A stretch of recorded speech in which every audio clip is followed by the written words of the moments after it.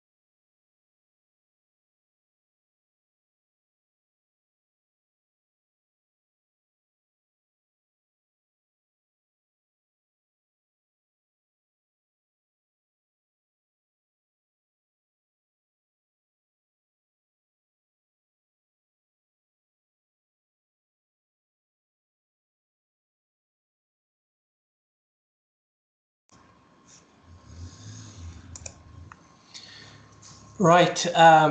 Good afternoon, everyone, and a wonderful and warm welcome to this very important gathering of the Faith for Earth Coalition. We are so pleased to have you here with us today. Before we begin, just a few housekeeping notes for us all to follow. If you haven't already, please keep your microphones muted unless you are speaking. Please use the chat function for comments and reflections, and if you'd like to ask any questions, you can also use the chat for that, and one of us will pick it up. And if you really want to speak and ask any questions live, just put your hand icon up and we'll also pick that up and bring you in. But if you do, please keep any questions, comments short so that as many people are able to participate. And also, just to let you know, this session is being recorded, and we would love for you all to have your camera on. It's always good to see people who we're speaking to. Faces just motivate speakers even more. But as it is being recorded, we do understand if you choose not to. So on with the session, as many of you know, the Coalition has been a vital platform for elevating the role of faith traditions in influencing policy discussions and even inspiring action within the United Nations system. And together, jointly, we have shown that our values, spirituality, and the moral conviction that we bring can help shape solutions for people and for planet. Today is particularly a special moment because we're bringing together our three councils in an interfaith, intergenerational, and an intergender dialogue. And it's not often that we meet as such a wide network. And I truly believe that this diversity is one of our greatest strengths that we bring as part of this coalition. The gathering also carries very special significance.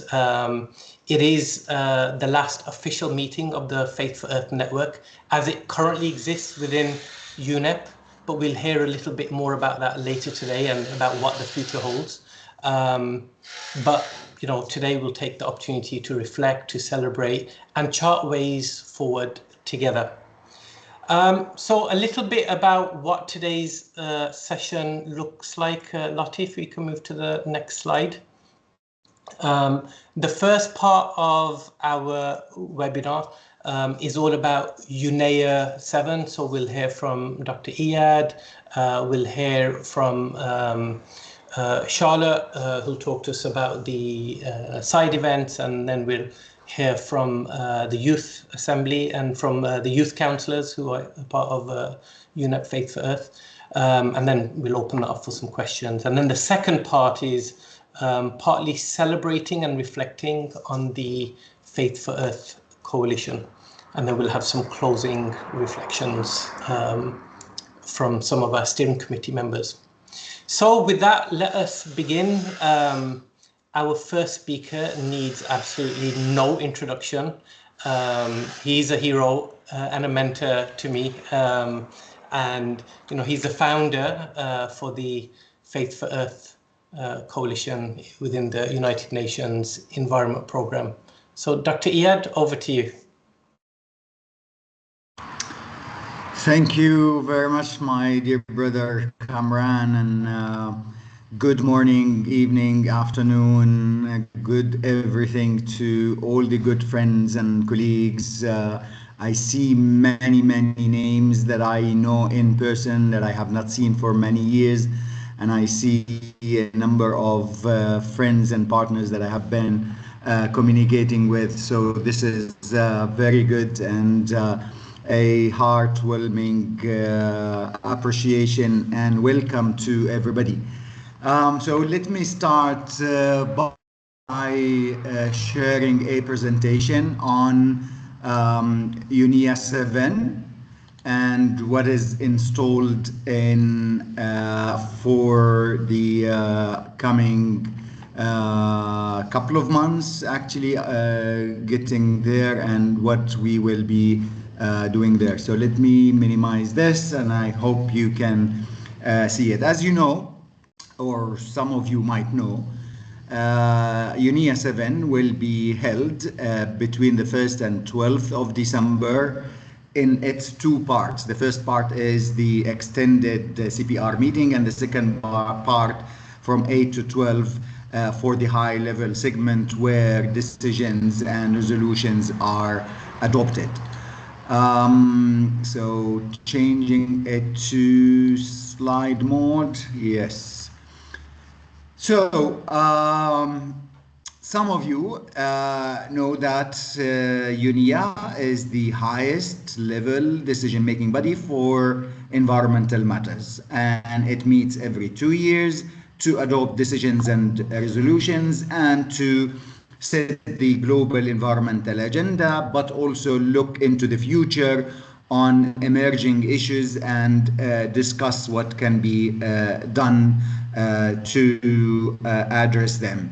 The most important part, it is part of the global environmental governance system, or actually it sits at the helm of that. And it comes up and well, not UNEP, but UNEA, and we need to differentiate. UNEA is the governing council of UNEP, composed of 193 member states. It's a universal membership. So the ministers of environment, foreign affairs, and sometimes presidents meet and adopt those resolutions, and from which policies at the national, regional, and global level emerge into managing our environment. So this year, UNEA 7, the theme is Advancing Sustainable Solutions for a Resilient Planet. And each year of UNEA, a theme is adopted where the focus of the international community is focused to tackle some issues. You might see that this year is a bit broad title or theme. And the reason is that we're approaching the 2030 and, whether we achieve the Sustainable Development Goals or not. So UNEP wants to, or the United Nations Environment Assembly wants to refocus attention on sustainable solutions for the environmental sustainability component of sustainable development. As you know, UNEA is a process. It's not an event. It's a process that starts actually from the day the previous UNEA ends to the day that the new UNEA starts. However, the last 12 months almost is dedicated or are dedicated to the preparation process. So multilateral meetings takes place in defining the theme, in discussing the proposed resolutions, and mobilizing consensus among member states, but also stakeholders and so on. So each month there is a milestone that is agreed upon by the member states. We are currently in September. I will talk about some of the already submitted resolutions. So the 29th of September is the deadline for submitting resolutions by member states. However, member states have the ability to submit even at the last day proposed resolutions and discuss them. But to have meaningful discussions, UNEP decides on a deadline that allows us to actually study the implications of such resolutions and how much they would cost not only UNEP but the international community to achieve them, and so on and so forth. And then after that, intersessional period starts by discussing these resolutions and refine them, in many cases join some of them together to have more meaningful and more focused resolutions that can be realistically achieved. And so this is an explanation of each of those milestones, including the discussions and consultations with stakeholders. And I hope that our friends and colleagues and partners who are accredited to UNEP do participate in these meetings. The civil society unit, but also the governing council sends out regular emails informing of the decisions, sharing the drafts, and requesting feedback. We have had the chance, led by the chair of the steering committee of Faith for Earth Coalition, Dr. Hosna, and the members. We have shared some comments on the president's of UNEA outcome document that will be adopted and used as an outcome document of UNEA. So the process includes the consultations, including in particular the Global Youth Environment Assembly. Usually also we have a business forum. This year UNEA have decided that we will not have that business forum due to some logistical and financial challenges.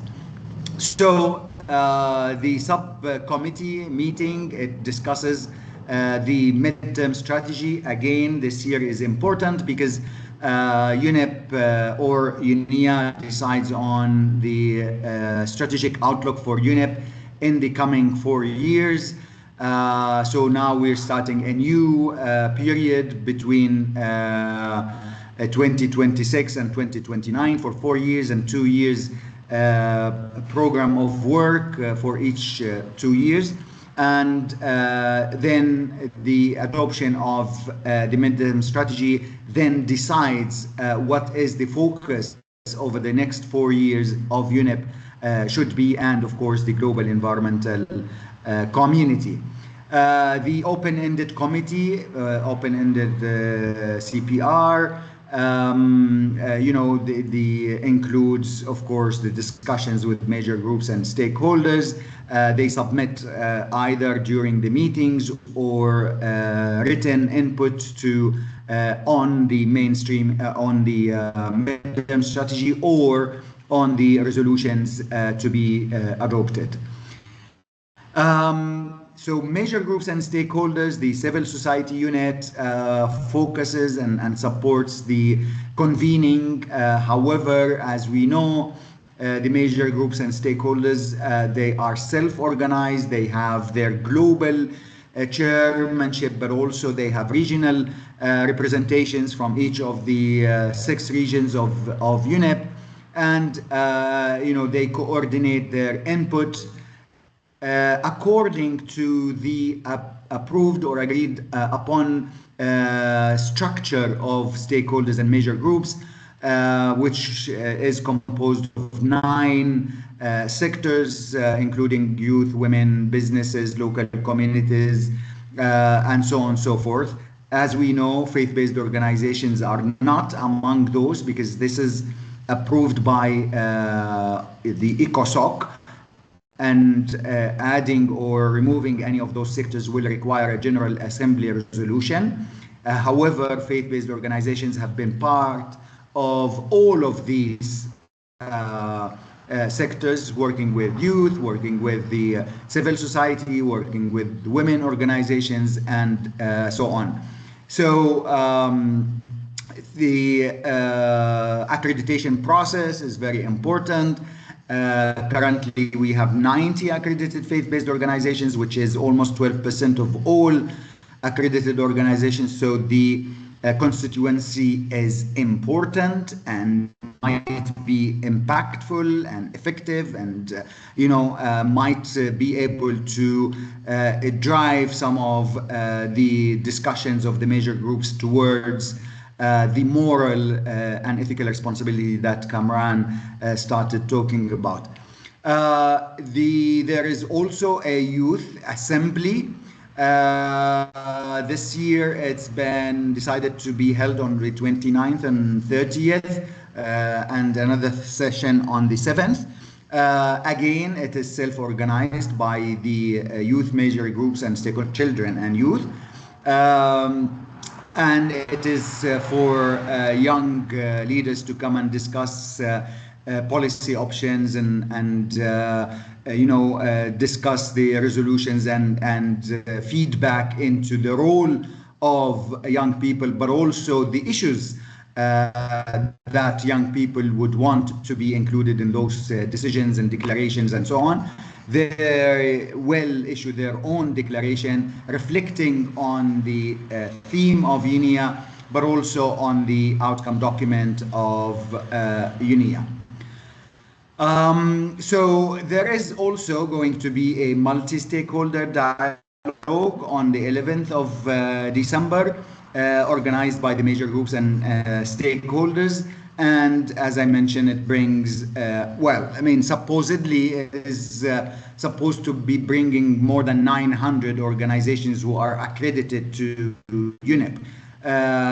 But usually, of course, some of those do not come, but representatives of many of those attend in thousands. There is also organized by the major groups and stakeholders what is called the green rooms. Lottie will talk about the side events and green rooms in a bit. But basically, it's a space where civil society organizations meet and discuss and project their perspectives from women, from children, from disabled people, from local communities, and so on and so forth. This is the structure of UNEA. Of course, I don't expect you to read anything because I cannot read it as well. However, this is just a demonstration of the structure. It includes the committee of the whole, where everybody attends, and it discusses the rules and procedures, but also there's the high level segment of it, the country by country input, and as well as the ministerial high level dialogue, and of course the opening and closing plenaries. Now, before going to UNEA and trying to help member states not direct them, but help them in addressing the most important issues that we are facing, the executive director of UNEP generally or usually issues a priority paper. This year it included 5 priorities. One of them is the hydrological cycle, the pollution, specifically nutrient pollution, energy and digital transition minerals, the stratosphere, the issue of protecting the Earth's shield, and the artificial intelligence and its impact on the environment, but impact for the environment as well.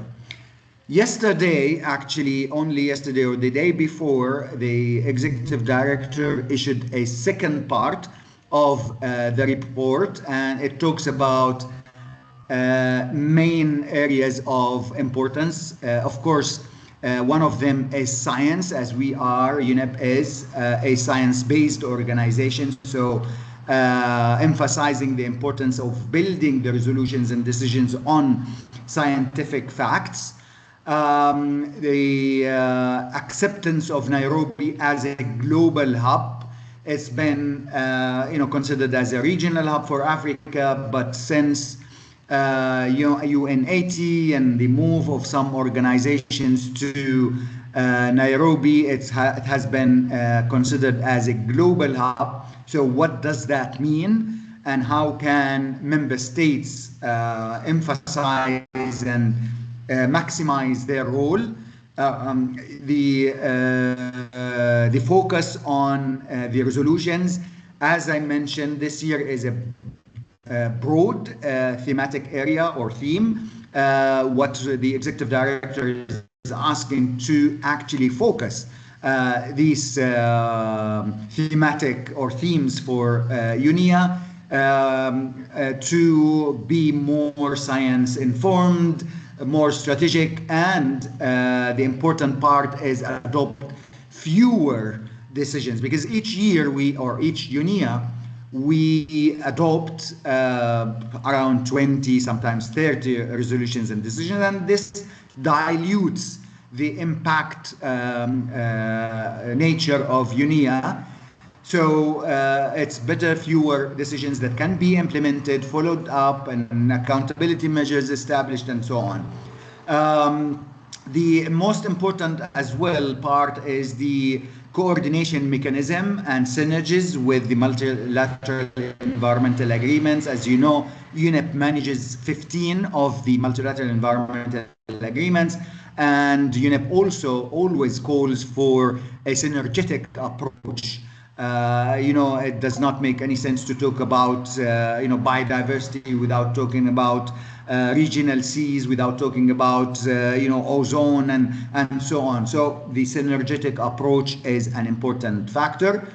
One area is strengthening UNEP because there are some voices at the global level that do not agree with the Sustainable Development Goals. They do not want to talk about climate change. They are diluting the environmental aspect of sustainability. So strengthening UNEP will strengthen the global approach to addressing these issues. And the last one is focusing on how the future of the UN Environment Assembly, we're hoping to consider it as a general assembly for the environment with more role and engagement of civil society organizations, indigenous people, and the whole of society approach.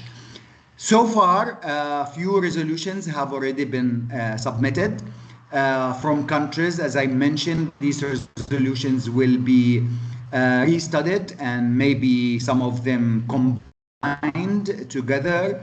And some countries will, mobilize other countries in support of their resolutions. So one of them is on management of wildlife.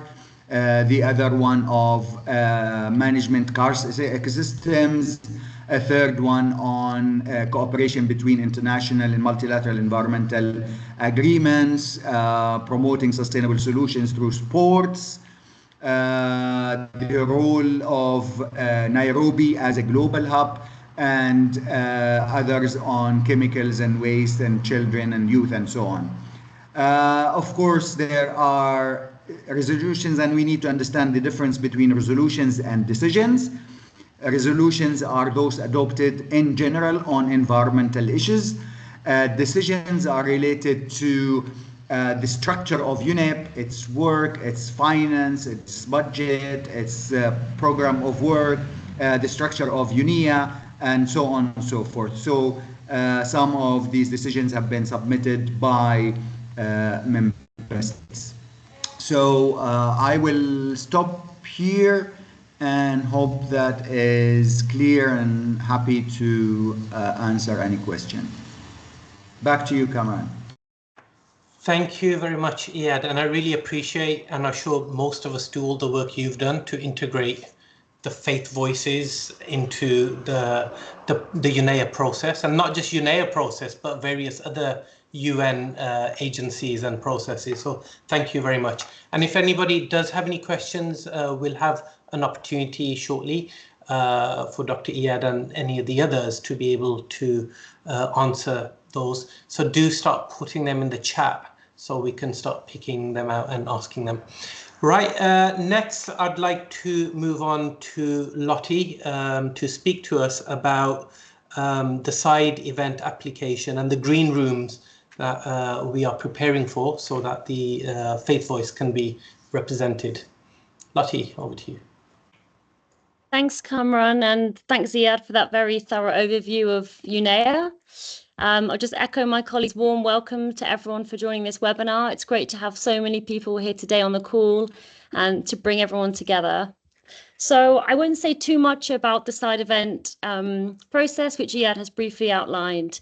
But in short, alongside the high-level dialogues and the negotiations, there are also side event spaces on a range of themes that run in parallel to the main sessions at lunchtime and evenings as well. So there are official side events, and then there's also green rooms, which Dr. Iyad has briefly mentioned are specifically for civil society, for the major groups and stakeholders. So these are spaces where accredited faith-based organizations in our network can apply to host events. So we have submitted 6 side event proposals in connection with the Faith for Earth network. And these were submitted via our accredited FBOs and some member state partners, which also add some weight to the applications as well. So I'll just briefly run through the ones you've submitted. And as you can see, we tried to align with some of those UNEA 7 priorities that Dr. Iyad has outlined. So we have one on ethical and ecological impacts of AI for a resilient planet, centering justice, women and youth. We have one titled From Policy to People, Advancing Inclusive and Ethical Governance for a Resilient Planet at UNEA 7.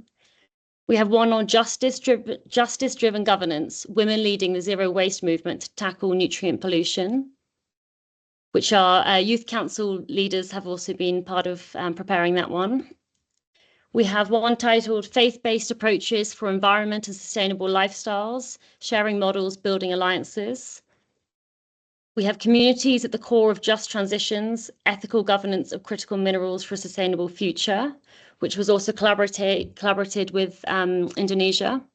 And we have AI for Climate Justice, Advancing Ethical AI for Environmental Governance with Bangladesh, as well as our Youth Council and some of our accredited FBOs. So we're waiting to hear on the outcome of those applications. The results of the official side events is announced on the 15th of October, but may be communicated earlier. And so our next step is also to submit these applications to the Green Room portal to increase our chances, and also, as we've said, because they're specifically for civil society. So members of our steering committee and youth council chairs are helping rework those and to submit those. And the Green Room outcomes are announced on the 30th of November, but hopefully also earlier. So while we won't have a specific faith pavilion at UNEA 7, we hope that we'll be successful in having some event space for one of these panel talks.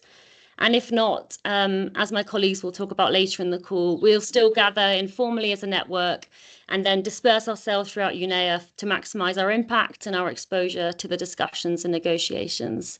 So I will communicate the outcomes of these to everyone when we hear. And yeah, thanks all for joining today. We'll take some questions next. I'll hand it back to you, Kamran. Thank you, Lottie. Really appreciate that. I mean, there's some great titles, and to some extent, I hope they all get submitted and they all get accepted. Sorry. And I mean, it'd be great to receive recordings for those that did, because these are really cool titles and discussions. We're looking forward to them. Next, I'd like to call up two members of the Faith for Earth Youth Council, and I've been following their progress and some of their meetings, and they are doing some brilliant things. Even their posters and even their works, really cool stuff.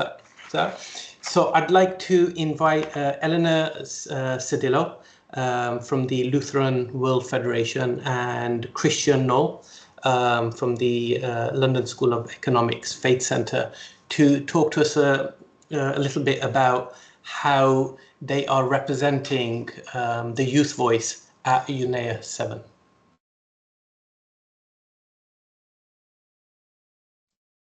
Thank you so much for the floor. And happy to share what we are organizing for the LWF, the Lutheran World Federation, and our partners. So together with others faith organization, we are planning to organize the Talanoa Dialogue. So the Interfaith Talanoa Dialogue is, we came with this dialogue from COP to moving to the UNEA, this assembly.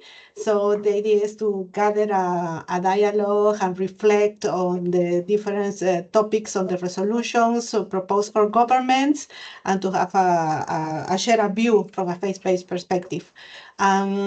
Also, we are planning to have a delegation, so mainly composed from our member churches from Africa this time. We also registered some side event, waiting also for the approval. I was in contact with others faith-based organizations that engage with the UNEA Assembly. For us, this will be the second assembly, so it's really important what you are sharing with us today. So we are in the learning process, but we are happy to engage with the UNEA 7 and the topics that we will discuss there. Thank you, and back to you. Thank you very much. Is Christian joining us? Is he going to contribute, or? Yep, I'm here. I can say a couple of words. Thanks, Kamran. Really lovely to see everybody. For those of you who aren't familiar with me, my name is Christian Knoll. I am the chair of the UNEP Faith for Earth Youth Council, and as Kamran mentioned, I also work at the London School of Economics. I should preface this by saying my personal participation is not yet confirmed. I'm hoping to have the opportunity to travel, but I also speak on behalf of the Youth Council, and I know that a number of our members will be at UNEA. And I think for those of you who aren't familiar with the Youth Council, we're approximately 40 young people of faith doing tremendous climate advocacy around the world. And one of the strengths that our coalition brings, in my view, and I've had the privilege of sitting in this position for the last 15 months, is that we really have our members bridging the local and the global. We have members of our council who are embedded in their societies, who are making change within their local faith communities, youth-led change specifically through incredible projects.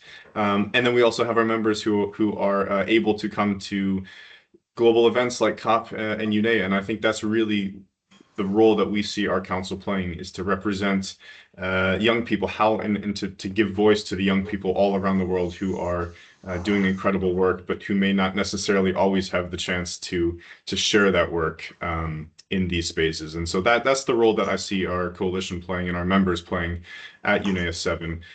And likewise, we're there to learn. I think that's what we want to take from these conferences, is an understanding of how policy systems work, how we as young people can productively engage in these processes, and not just sit on the side and demand resolutions that may or may not be feasible, but really learn from you all in this call who have been part of these negotiations much longer than we have, and also to learn how to contribute. And so that is also something that I hope our members take with them into their local communities and into the coalitions that we've built and into the spaces that we have as a council to convene on a regular basis. And I suppose maybe the final thing that I'll say is just I could give you the statistics on why faith in young people are important, but I think really what it boils down to is this is the global issue, and we're all part of a global community, and we're all, for those of us who are of a faith background, cognizant of us being not only part of a global community, but a larger purpose and a larger order of things, and we all have a role to play in that. And so the extent to which we can be honest and bring our true selves to these spaces, I think lends itself to solutions that will truly be inclusive and global in their nature. So I look forward to seeing you there if I'm able to join, and if not, I look forward to hearing from our members all of the incredible work that you will be doing there. So thank you very much for the time. Thank you, Christian and Eleanor. Really appreciate that. And that final message around not boxing the youth in one, but part of being a global community is so important, that we're all in it together, no matter what background and what we are and what sectors we're from. So thank you. Right, we have about 5-6 minutes now for questions and answers. If you have any, please put them in the chat. I'm looking at the chat box now. There's been a question about resolution, which Dr. Iyad has answered. There's one around accreditation. I'm sure one of the Faith for Earth team will send a link to how to be accredited. I believe accreditation for UNEA 7 is closed, but you can work it for apply for the following ones. And if you have an interest in attending UNEA 7, again, reach out to the Faith for Earth team, and they will find an organization that can give you a pass or a badge for you to be able to join. So Charles, I hope you can be there if you want to be there. So I suppose the first question, Lottie, I'll put towards you, which is from Christian, a different Christian, not our last speaker. But what might the process look like for an FBO who wants to join a side event? Is it too late now, or should they apply for ones or help develop a proposal for the future? Yes, thanks so much for the question. So while the deadline has passed for the official side events, the Green Room application is still open. So we would love to hear any more ideas. We'll put our email in the chat and you can reach out with your proposals. But in short, it's the steering committee who are coordinating our applications. So we're not restricted to those same ones we did for the side events. We can add in some new ones for our green event applications. And of course, the more the merrier, we increase our chances of a successful application. So we have Dr. Husna and Samira, who are members of our steering committee, who are going to be helping coordinate the Green Room applications. So during the call, I'll put their emails in the chat as well, and you can reach out to them directly as well if you want to discuss, share your proposal and discuss submitting that. So I hope that helps. Thank you. Thank you. Dr. Iyad, I'll bring you in for the next question from Antofi Mihaela, who's asking around how do we prepare, or do we have communication strategies for faith communities, and how can we be better accepted in the observatory body of intergovernmental bodies of UNFCCC, CBD, UN, CDDD, etc.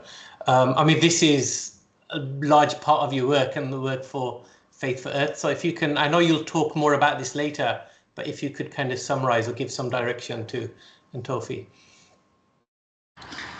Well, since the question is a broad one on how to become associated with the UN, the answer is that unfortunately every intergovernmental body has its own accreditation. That means if you're accredited to UNEP, that does not mean that you're automatically accredited to UNFCCC or to UNCCD.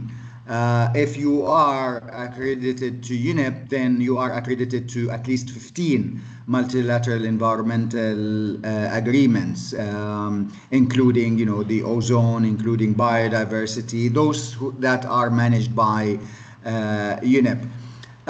So usually for coordinating and communicating, we organize a series of events leading up to UNEA, and we organize the Faith for Earth dialogue series over a period of 1 or 2 weeks.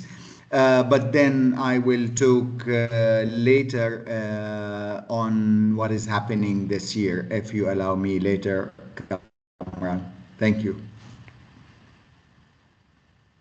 Thank you. Thank you very much. I don't believe we have any more questions, so we will move on. And if you do, if any question does pop into your head or come to mind, please just still put them in the chat, and we will come back later to another Q&A session towards the end. So thank you very much for your questions. Right now, we're moving on to part 2 of our webinar, which is all about the future and the reflections of Faith for Earth. So first of all, I'd like to bring in somebody else special. And I know if I bigged her up so much, she'd get very embarrassed. But the same praises I gave to Dr. Iyad earlier, also ditto towards Azmira, who's been a really good friend and a mentor and a guide to a lot of us in making sure we follow the processes and everything. And I think she's the absolutely right person to be able now to just run through some of the achievements of the Faith for Earth Coalition.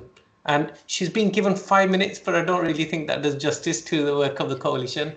But Azmira, I'd like to invite you now to take the floor. Thank you, Kamran, and thank you to all the friends that are here to share this journey with us as we move into another phase of the Faith for Earth Coalition. It's my utmost pleasure to share with you some of Faith for Earth's greatest achievements, recognizing a legacy of partnership, of collaboration, and of friendship. Born from a unified vision to integrate faith, science, and stewardship for the earth, this coalition has soared beyond expectations, and this is entirely due to the partnerships cultivated in a spirit of dialogue, openness, collaboration, bridging the realms of spirituality, science, ecology, and policy. On behalf of the Faith for Earth Coalition, we extend our deepest gratitude to all our partners, both institutional and individual, who have played such a critical role in building this movement. It's because of your unwavering support that we have tapped into the wisdom of this world and forged commitments helping us unite, again, faith, science, action to protect our planet, environmental policy, and so much more. Our institutional partners have provided essential frameworks, networks, resources, while individual champions have brought heart, leadership, expertise, spiritual guidance to the shared mission. Together, we have all helped mobilize faith communities and promote climate justice, anchor sustainability, deeply held moral, ethical values, and move the operation of institutions, of communities, and places of convening in alignment with this vision. The coalition exists and thrives because of all your efforts.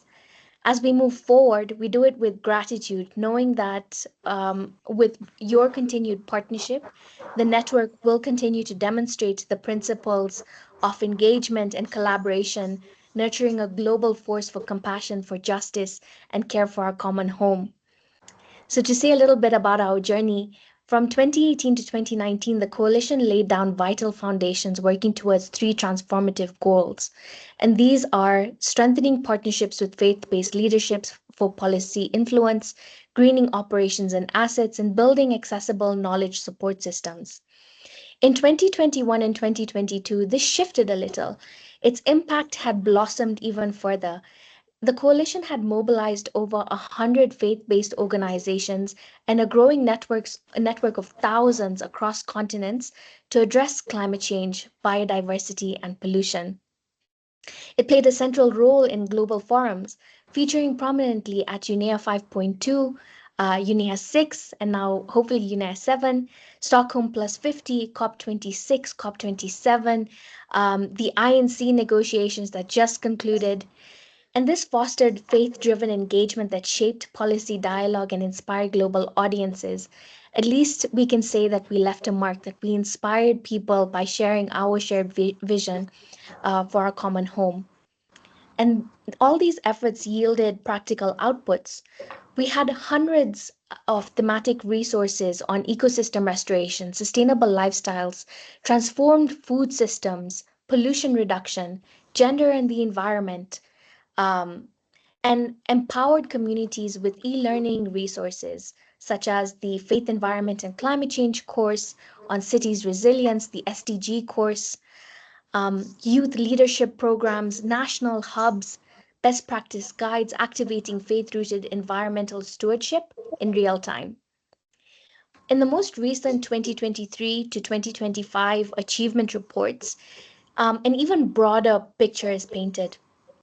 The coalition evolved into a structured platform of interfaith councils ushering specialized leadership for nature, pollution, and climate, and more through the interfaith thematic working group structure.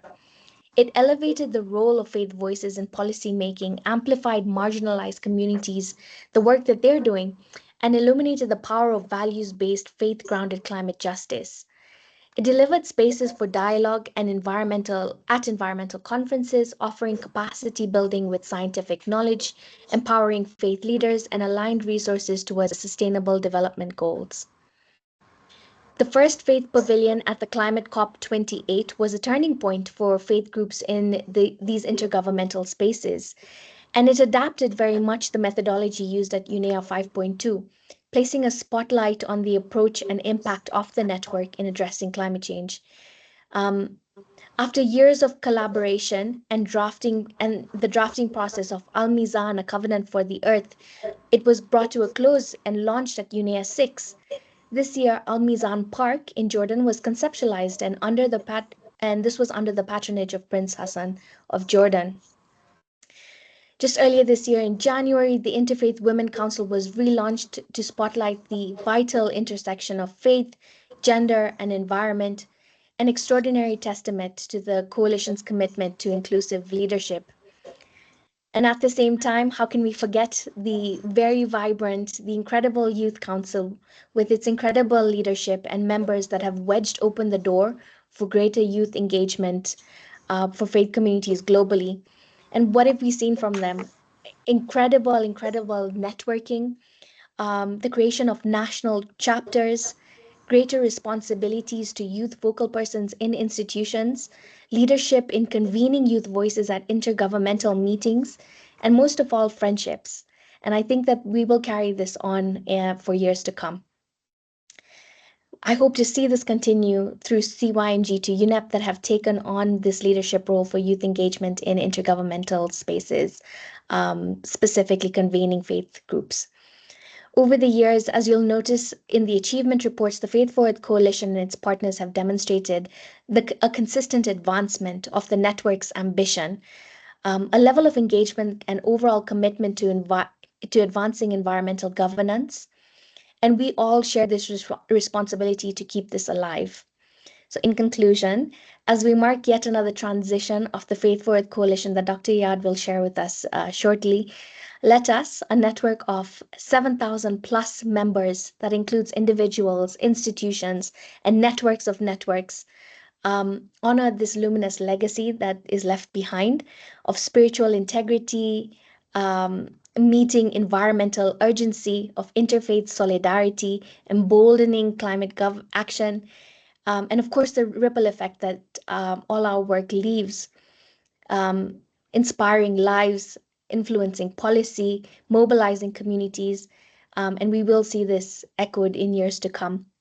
I would be remiss if I didn't recognize, lastly, the fantastic contributions of the team, the young talent that we have seen come and go onto bigger and better opportunities, taking with them the knowledge of the approach that we've applied at the coalition, the skills learned through the internship program, and the visionary leadership, of course, and work ethic of Dr. Iyad Abu Mogli, our founder, our director, our mentor, and friend.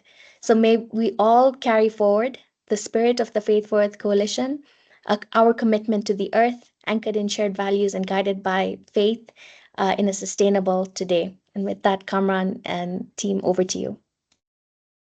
Thank you, Asmira. Appreciate that.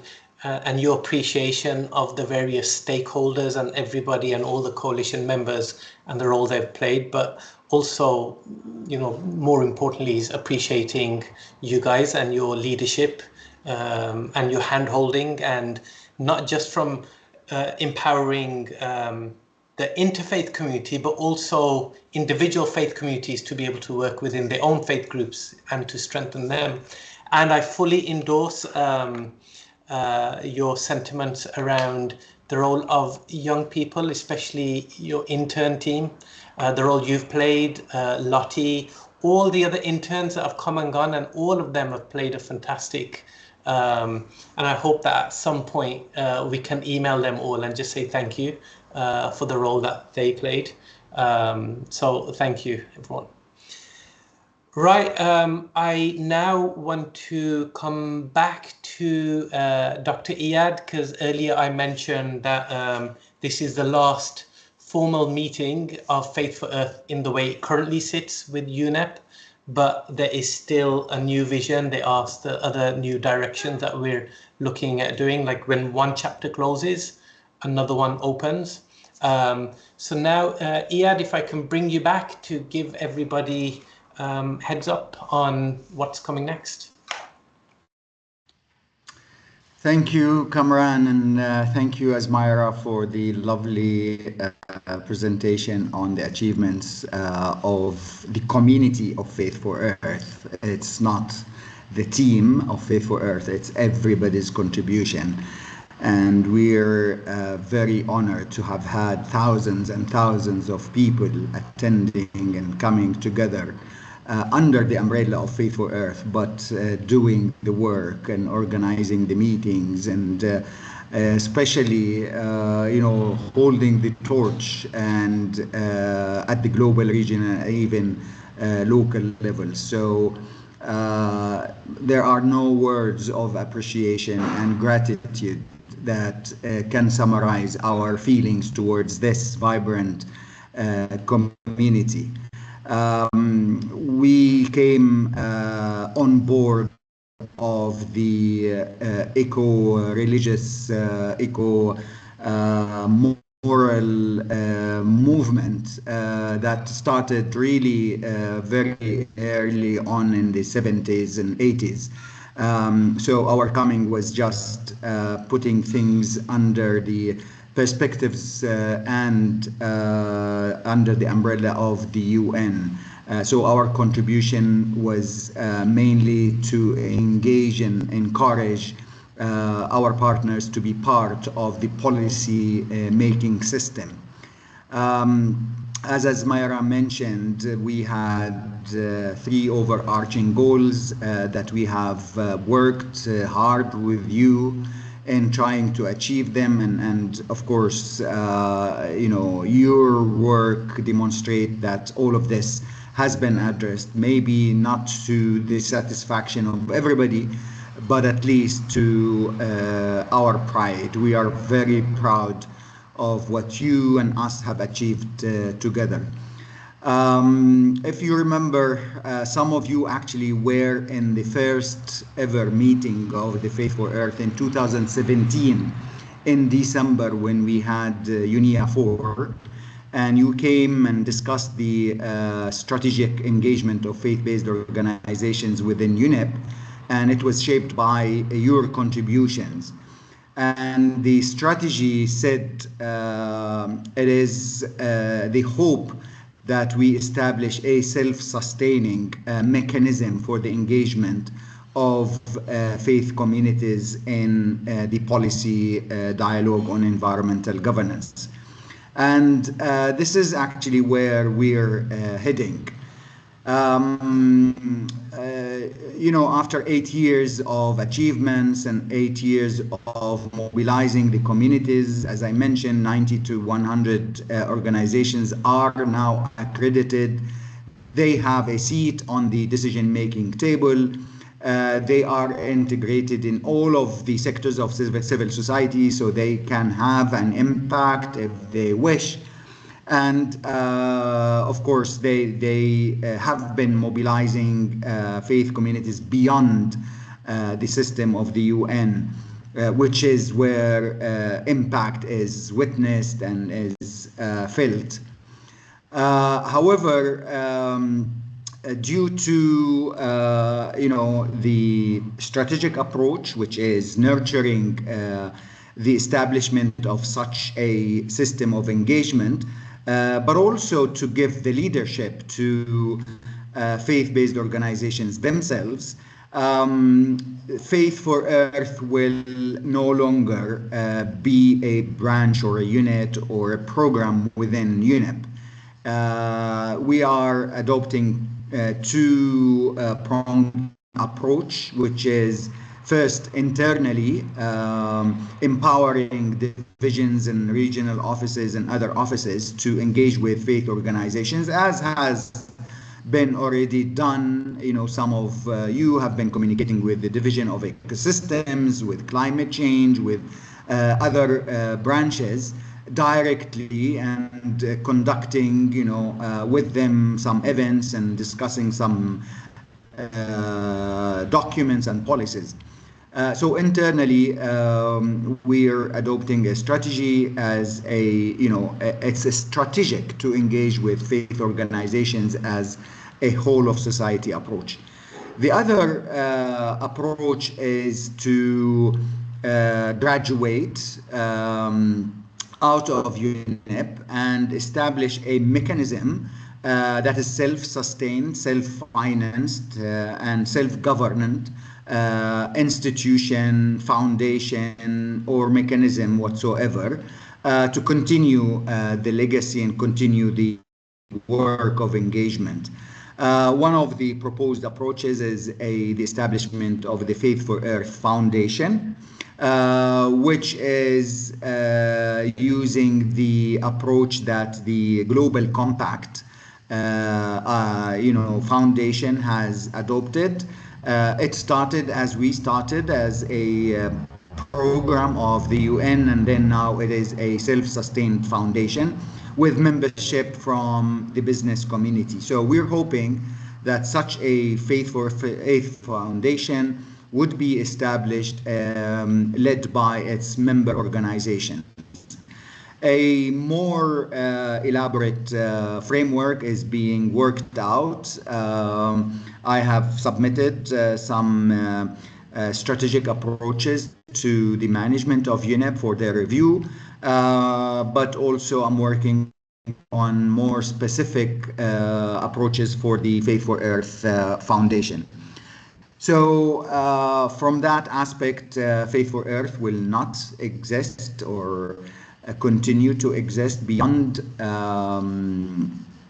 15th of October, and I will mention in a bit why 15th of October, but it will continue, you know, as a group of committed organizations led by the steering committee, towards UNEA 7 in December. So already the steering committee is coordinating, cooperating, and mobilizing faith communities to submit side events, green rooms, and coordinating their presence during UNEA.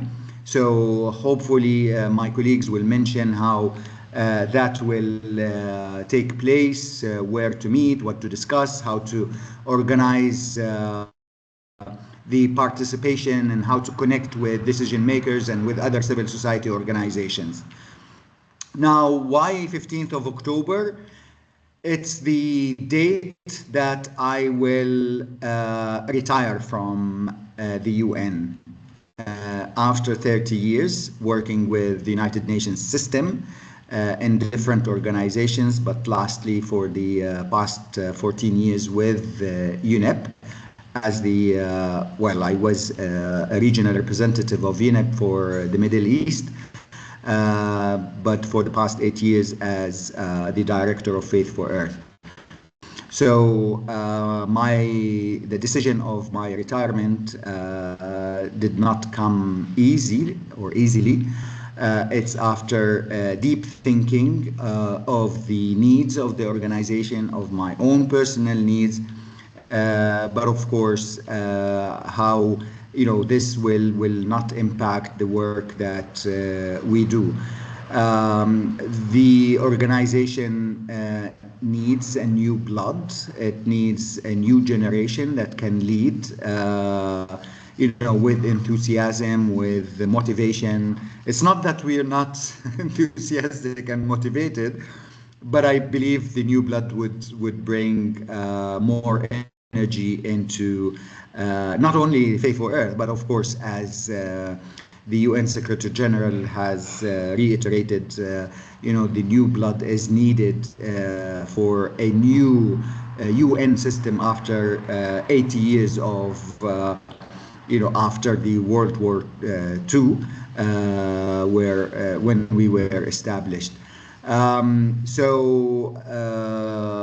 On the 15th of October, my last working day in UNEP, I can only and simply say that I have loved every and each minute of my work. You were my inspiration all along.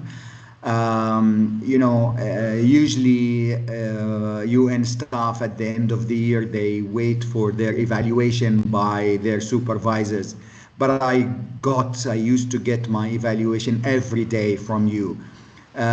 Some of you were happy with what we have been doing. Some were positively criticizing and actually helped us in improving, and others were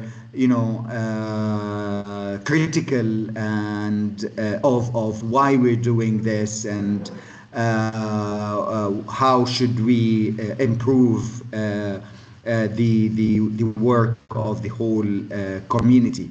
But to tell you the truth, the prayers that I receive from my partners and my friends and my colleagues are the utmost that anybody can ever ask for, which is something that kept me going and working after hours and in weekends and traveling here and there. It was all because of your support and your appreciation of the importance of the work that you are all doing. So I leave the organization and Faith for Earth with a heart filled of gratitude to each and every one of you.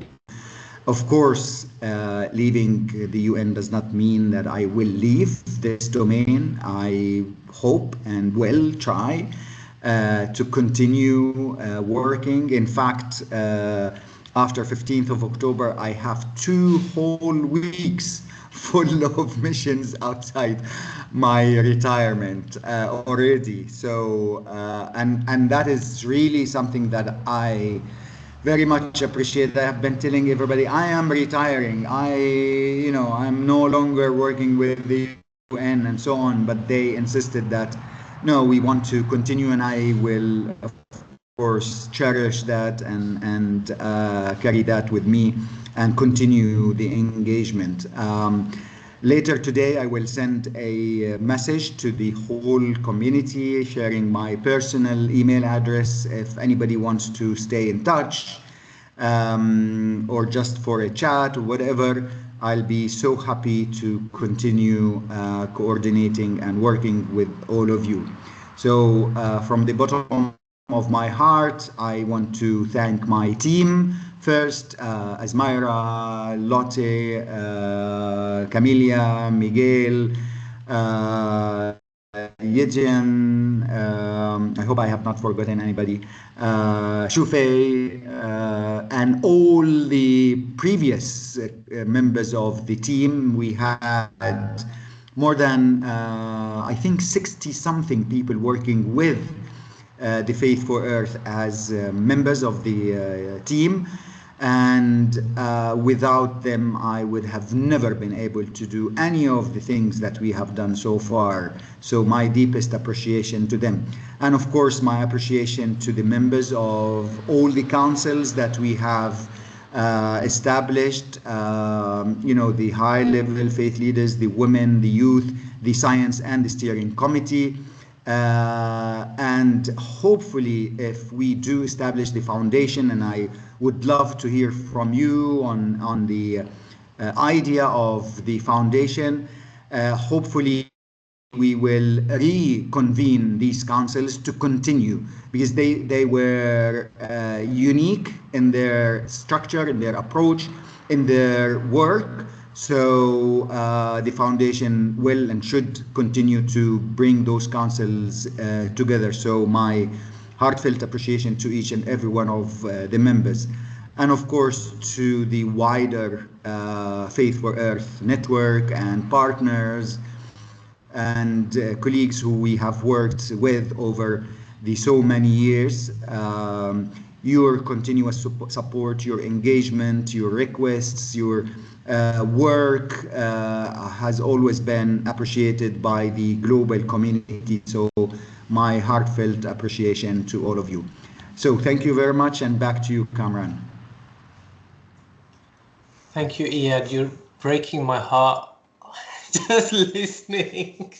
But I suppose one of the testaments of your work is that not only did you found this, although it's coming to an end in one format, you're also creating a roadmap and other directions for this. And even though you've used the word retirement, for those who know you, cannot imagine you sitting in your slippers, beachside, smoking a pipe. You will still be continuing the work one way or the other, and we look forward to continuing to work with you beyond 15th of October. So thank you, and to all the Faith for Earth team and coalition. We have a few minutes for any questions. If anyone has any questions on the future of Faith for Earth in whatever format, they can ask Dr. Iyad now. If anybody has any comments that they want to come forward and say personally, please put your hands up so I can see it. If not, then I can go to the final two concluding speakers before we wrap up. But I'll just ask if anyone wants to say a few words. And thank you to everyone who's already also put up comments, and they're duly noted by the people who need to read them. I can't see who's put their hands up. Let me... We have Dorcas first, if you want to go ahead first. Okay, go. Dorcas, over to you. And can I please ask everyone to keep them short, because I know more and more people will want to say things.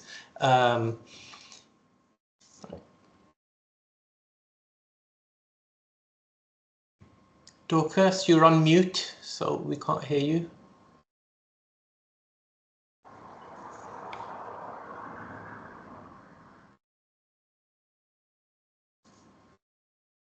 No?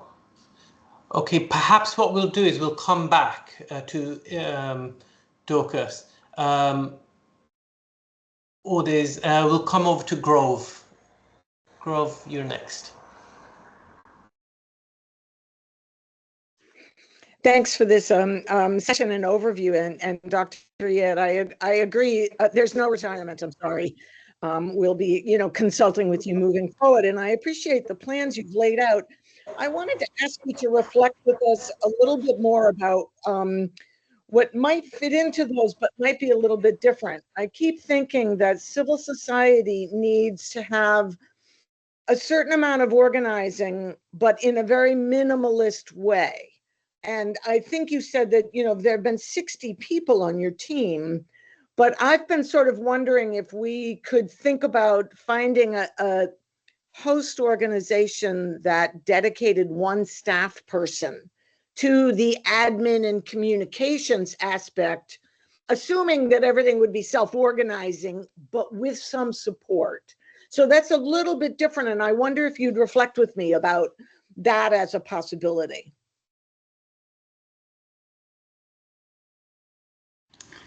Grove, this is a fantastic proposal, and indeed we've thought about it and might be part, as you mentioned, there has to be a core team, probably very small team, to be able to coordinate and organize between the voluntary contributions of all of these organizations. But definitely, I mean, it doesn't work without the hands of everybody on the deck, and I believe this is a fantastic approach.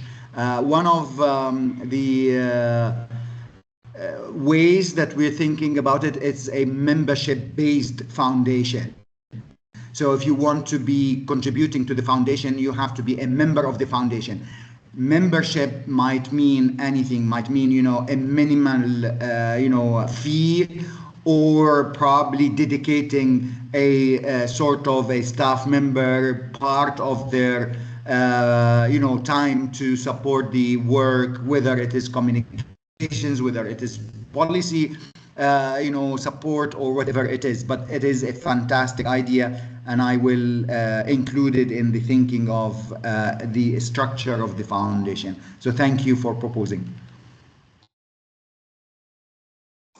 Thank you, Iyad, and thank you, Grove, for a very important question. We'll go to one more person. Abel, you've had your hand up.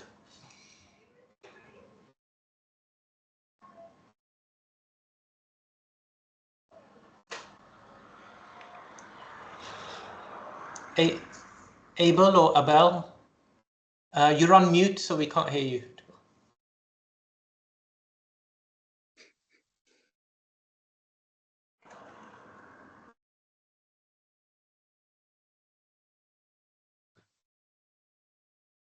Abel, I can see your lips moving, but we can't hear you. I believe you're on mute.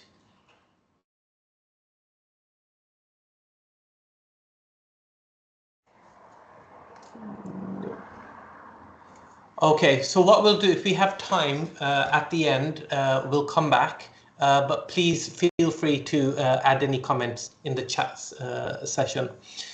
Right, I'd now like to bring in two very key members of the steering committee, of the Faith Earth Steering Committee, who have been very instrumental and very active, to just give some concluding remarks in response to Iyad's final message and in reflection of the entire journey, and not just journey, but the adventure that Faith Earth Coalition has been through. So first, I'd like to invite Mikhail to just say a few words.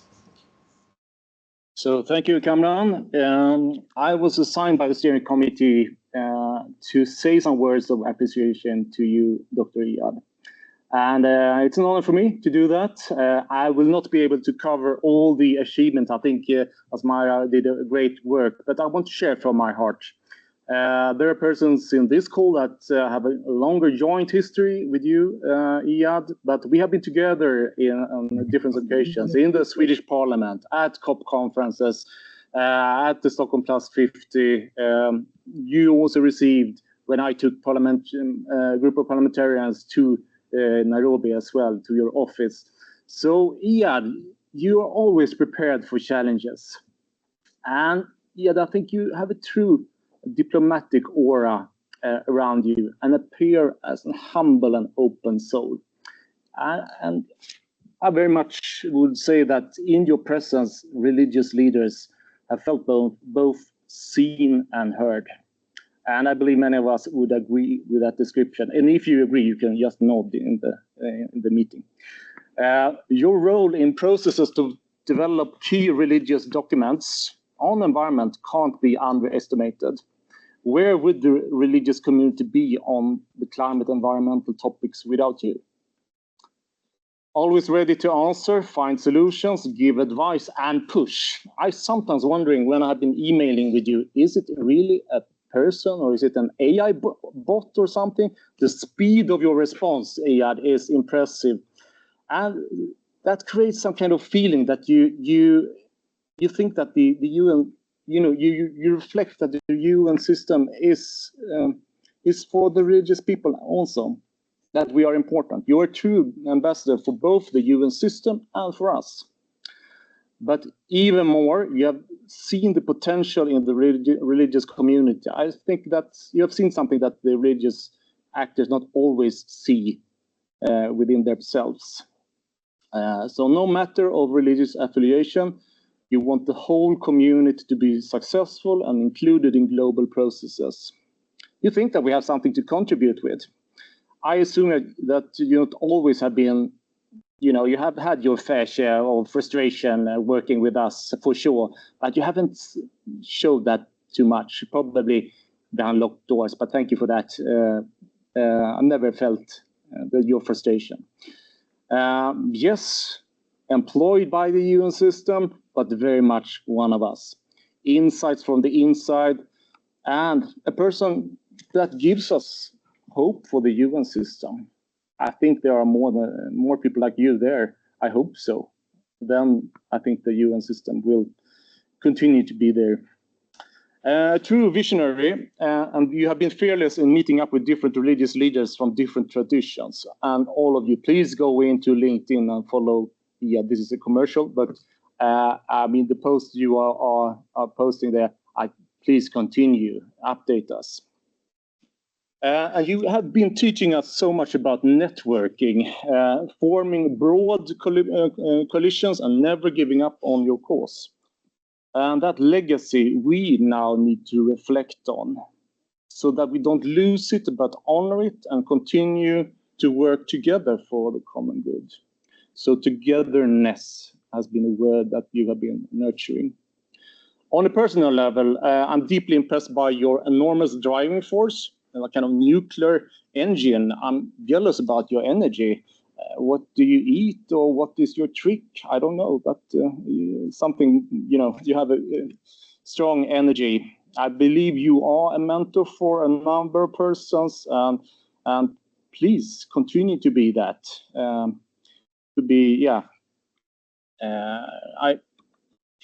You have not been aging during the years I have known you, so just keep being slim and fit, and continue with that.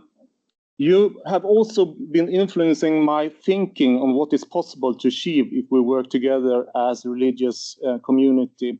You have graciously shared documents, articles, book chapters that you've been written about faith engagement. Extremely productive. And that have really helped me navigate other parts of the UN system, because I often refer to you and to the Faith for Earth Coalition as unique and as a model that we can apply in other forums, so often referred to. So thank you for that. And I think we now, all the rest of us, let's take the opportunity to use the chat to just overflow with kind words. Please write your kind words of appreciation to Dr. Iyad, don't hold back. This is the moment for the big words. So just put it there as an encouragement, and if Dr. Iyad starts to blush a bit, we are successful in our appreciation. So to conclude, the faith collaboration is so much stronger due to your work. I believe this is not the last we see of you, Iyad. You're just shifting mode and will be more free to speak your own opinion. That will be so refreshing, I think. So to echo what my brother said in the beginning, he used 3 words. He said founder, hero, and mentor. I think that was a good description that I also want to echo. We will keep you in our prayers as well, Iyad. So on behalf of the steering committee, we just want to show our appreciation.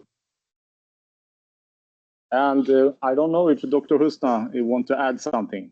This is your turn. Yeah, thank you, Mikhail. You've really cheered me up. So thank you for that wonderful tribute to Dr. Iyad and his team. And finally, now I would like to welcome Dr. Husna Ahmed, who is the current chair for the Faith for Earth Steering Committee, and also one of the biggest flag bearers and advocates for the Faith for Earth Coalition. Dr. Husna, over to you. Assalamu alaikum, and thank you so much, Kamran, for introducing and moderating this whole session on shaping the future together. Dr. Iyad, first of all, if we just take one step back about why we're all here, why do we do what we do, and understand the importance of the critical work that the faith communities are doing. Before the UN came, the faith communities have been around. We are the first responders. We're the ones that are always there when there's disasters, climate shocks, etc. So by having this structured Faith for Earth coalition, it's just really been able to hone all of us in on the issues. And I've been in the interfaith space for over 20 years, and being part of many UN initiatives as well. But I have to say that in terms of the organization, the structure, the impact, this Faith for Earth Coalition has to be one of the best organized, and it's under your leadership, Dr. Iyad, and your team, and with Asmira there as well. It's just been an absolute honor and of mine to be part of this. And as I mentioned, the word shaping the future together, that's what I'm looking forward to, whether it's the foundation or another iteration of the Faith for Earth Coalition. I know that this is something that's vital, and the key words that were discussed today around ethics and morality, this is what our faith communities bring to the table. We are the moral compass of the global community, and with climate justice being high on the agenda, we need to reflect more and more on what we do, what we bring to the table, and the amplification of the voices of the youth is absolutely vital. So I was delighted to see Eleanor and Christian on this call, and many others from the Youth Council here. And the role of women is also something that's very vital. So I think these different components that Faith for the Earth Coalition has brought, again through your leadership, Dr. Iyad, I think these are things that are very critical and very vital. And I think the executive director, Inga Anderson, her passion, her authenticity in leading UNEP and enabling all of us to be part of the Faith for Earth Coalition. I have to also acknowledge her and hope that she will continue in terms of inspiring us all.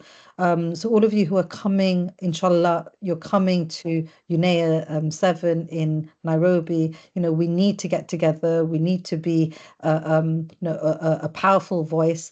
And as we're all parts of the different major groups. We're part of the NGO groups, part of the youth groups, the women's groups. So we really need to be loud and vocal and make our presence heard, because I think because if we think that we're unsure of where we belong everywhere. We're part and parcel of the global community, and that's something that's really important. And I look forward to seeing the movement going forward.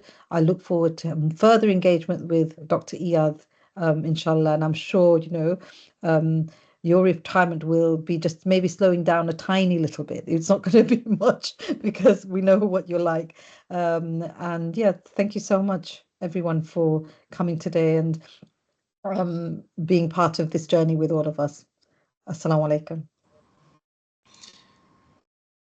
Thank you very much. Just before I wrap up, I did promise Abel earlier that he could say a few words because I think he had some technical issues. So Abel, if I can invite you to come in and speak, and you only have a couple of minutes, 2 minutes. Yeah. Sure. Can you hear me? Yes, we can. Oh yeah. I want to say thank you very much for the webinar today. This is my first time to join you to also learn, have a listening ears to learn from what is going on this very particular program. Most especially to Dr. Iyad for anchoring this very particular program. How I wish I could be able to hear much on the impact of faith on UN environment, the impact of it on faith, more especially from Kenya, where Dr. Iyad, the office is based, and also probably to also hear how much that is also impacting also in Nigeria, most especially the faith communities in Nigeria, because here in Nigeria, in my local context, it's like what I feel is like the faith community is left out in this very particular program to be able to promote environmental protection and all of that. And so this is one of the interesting things to me. I am also a priest, a reverend of a church, and I would want to have this, bring it to our faith communities here so that they can be able also to make impact in terms of environment here. So I want to say thank you. Thank you, Abel. And thank you so much to Dr. Husna and to Mikhail for the wonderful ending in tributes and honoring those who have really helped lead this. And again, a huge thank you again, Iyad, Azmira, and the team for everything you guys have done. So as we bring today's gathering to a close, I want to say a final thank you to each one of you for the spirit and the wisdom and the energy that you've been bringing to this dialogue. Today, we've seen the true strength of the Faith for Earth Coalition, the interfaith, the intergenerational, and the intergender voices that have come together to share their convictions and their hope for our planet. Over the years, Faith for the Earth has shown how values, ethics, and faith traditions, they all can very effectively influence global policy and inspire action within the United Nations and beyond.